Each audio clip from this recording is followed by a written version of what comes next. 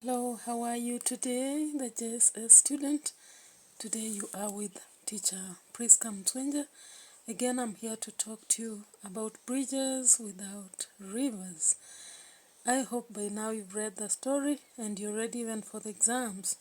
So I'm going to quickly talk about A Good Turn, a story written by Oroni Tendera. I had talked about it briefly, but I had not explored the character traits, the styles, and themes. So today I'll be talking about characters, themes, and styles. I'll begin with the characters. I hope you know Wanala from the story. You remember the boy who hit the other?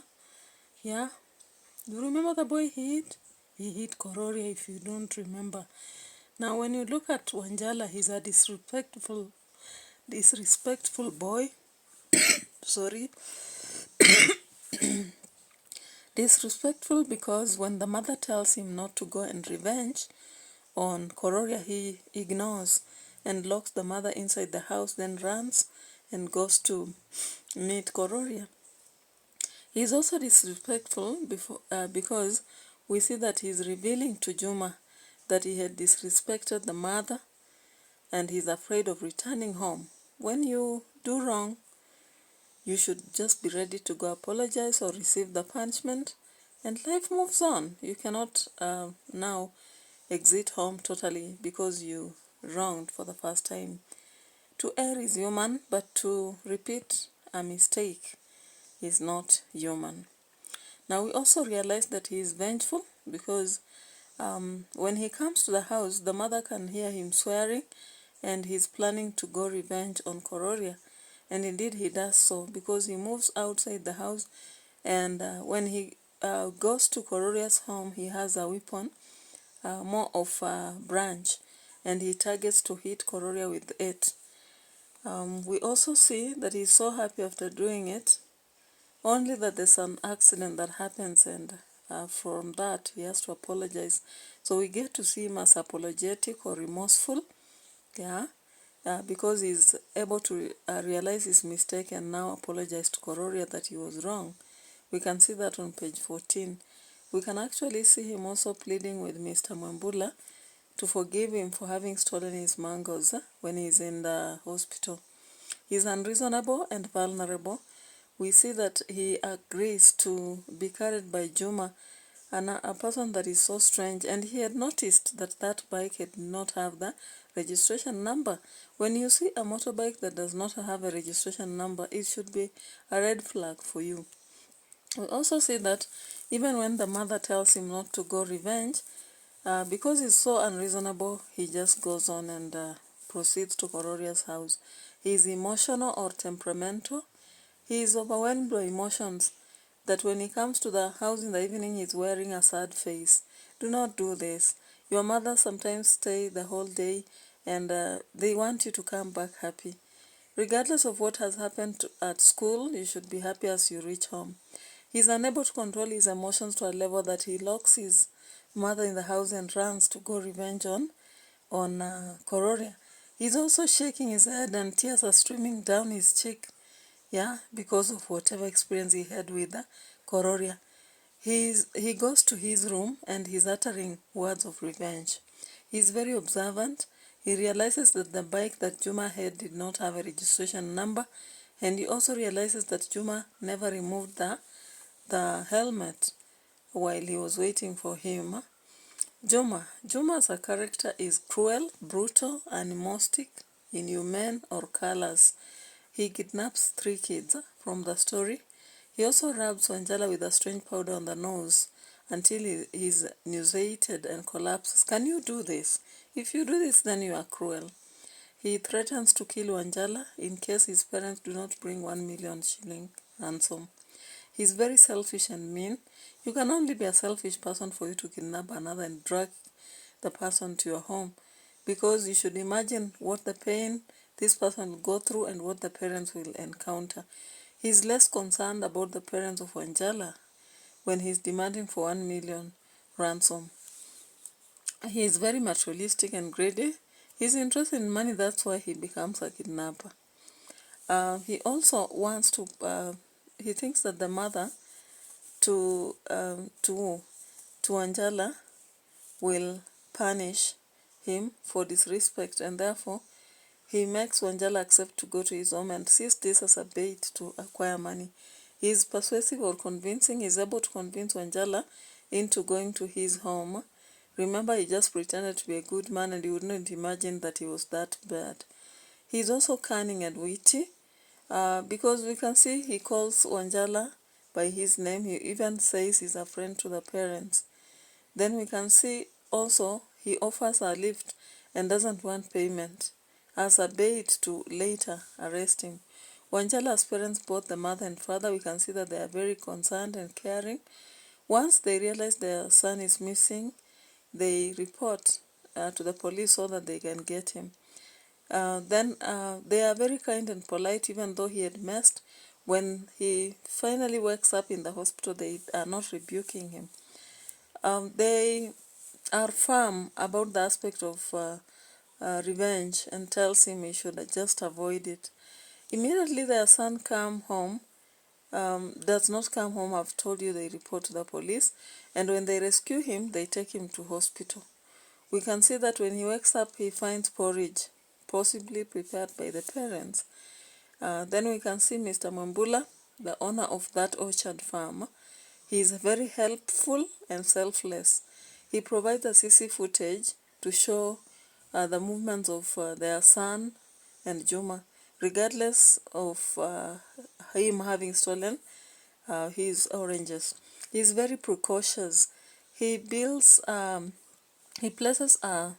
CCTV footage around his home so that he can curb crime. He's loving and forgiving. He forgives Wanjala so easily, even though he had stolen from him. Now, when we go to themes or concerns, we have the theme of revenge. As I've told you, Wanjala was targeting to revenge on Korori, and that's why he went to his home, then carried the branch, ready to hit him. We also see that Wanjala arrives home with a shirt ripped, and he's limping and uttering words of revenge on page 13. And then we see that Kororia Wanjala asks Kororia to forgive him for having been vengeful. We also realize that Juma tells Wanjala explains to Juma why he wants to go beat Kororia. And then we have the theme of insecurity.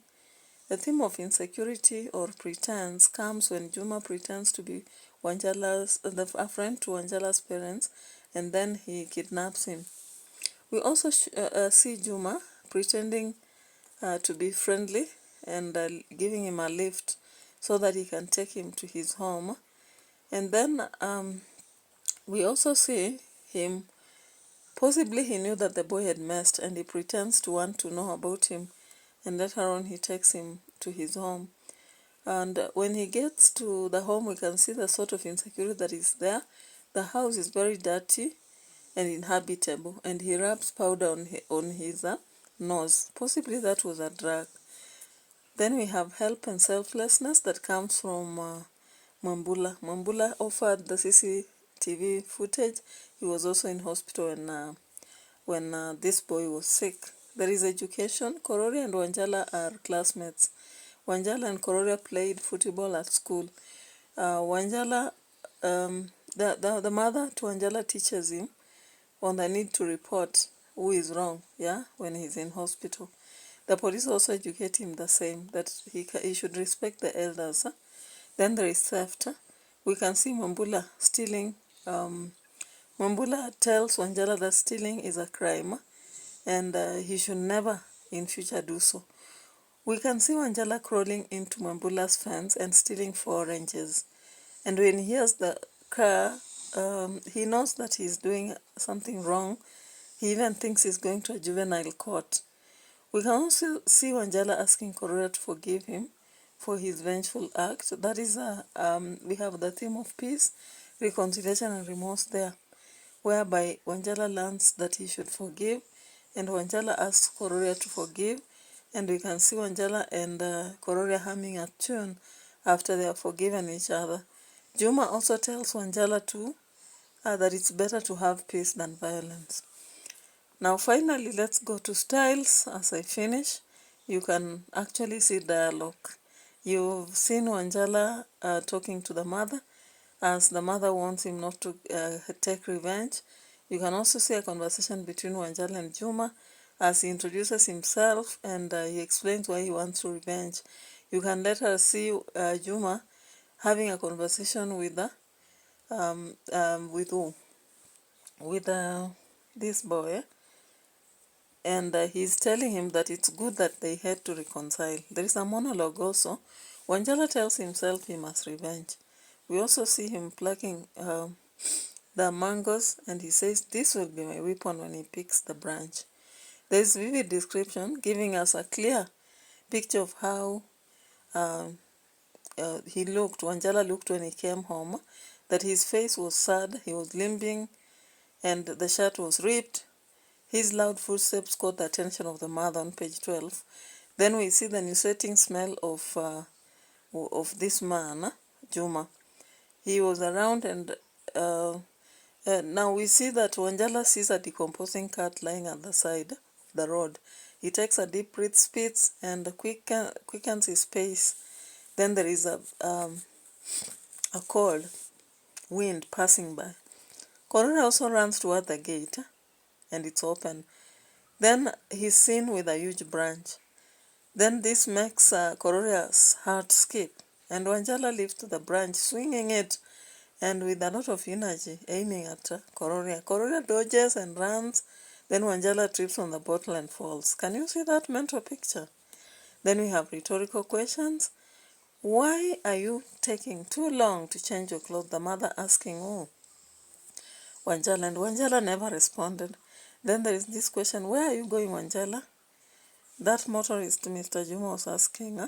We have irony. Wanjala intends to slap Kororia at first, but he dodges, and Kororia pulls the shirt that is torn. He also later swings the branch, targeting to hit